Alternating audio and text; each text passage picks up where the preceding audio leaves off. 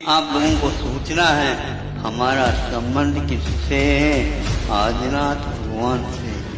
हमारे शास्त्रों में पूरे विश्व का, जैसे भगवान ऋषभ देव तो पूरे विश्व के शासन करता थे, उसमें कोई और नहीं था, सब अधीन थे। भगवान ऋषभ देव अयोध्या के पहले राजा थे।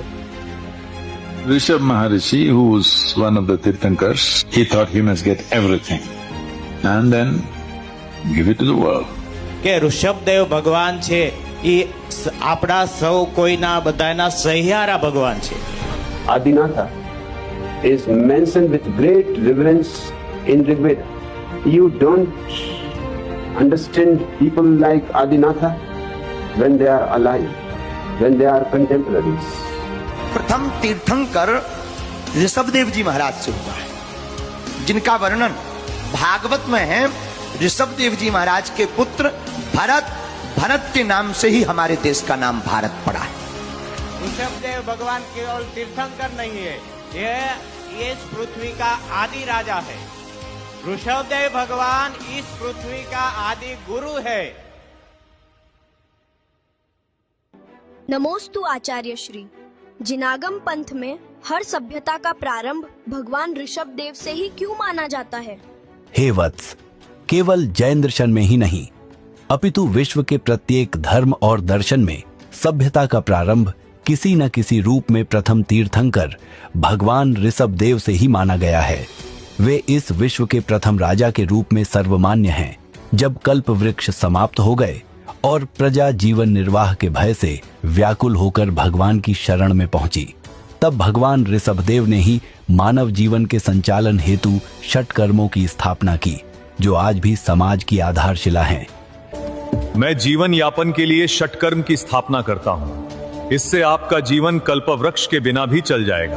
पहला षटकर्म है असी. इससे युद्ध नहीं करना, अहिंसा की रक्षा करना और निर्बल को सुरक्षा प्रदान करना. आपकी आजीविका कल्प वृक्ष के बिना भी सुचारू रूप से चल सकती है.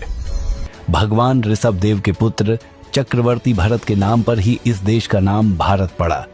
अपनी पुत्री ब्राह्मी को ब्राह्मी लिपि तथा पुत्री सुंदरी को अंक विद्या का ज्ञान देकर भगवान ऋषभदेव ने ही नारी शिक्षा का प्रथम दीप प्रज्वलित किया. ये विद्याएं आज संपूर्ण विश्व में प्रचलित हैं. विश्व के आरोग्य हेतु उन्होंने अपने पुत्र कामदेव बाहुबली को आयुर्वेद का ज्ञान प्रदान किया. उन्होंने इक्ष्वाकु वंश की स्थापना की, जिसमें आगे चलकर श्री राम जैसे अनेकों महापुरुषों का जन्म हुआ. दीर्घ काल तक राजधर्म का पालन करने के पश्चात भगवान ऋषभदेव ने वैराग्य धारण किया. घोर तपस्या के फलस्वरूप फाल्गुन वदी 11 के पावन दिवस पर उन्हें केवल ज्ञान की प्राप्ति हुई और उसी क्षण दिव्य संवशरण की रचना हुई. यह वही प्रथम दिवस था जब दीक्षा के बाद जन जन ने भगवान की वाणी को सुना. उसी दिन मानव समाज ने पहली बार जाना कि धर्म क्या है और आत्मा का लक्ष्य क्या है, मोक्ष मार्ग क्या है. भगवान ने श्रमण धर्म और श्रावक धर्म का उपदेश देकर समस्त जीवों के कल्याण का मार्ग प्रशस्त किया. अंततः समस्त कर्मों का क्षय कर भगवान ऋषभदेव कैलाश पर्वत पर योग निरोध में स्थित हुए और इस विश्व के प्रथम मोक्षगामी तीर्थंकर के रूप में सिद्ध अवस्था को प्राप्त हुए.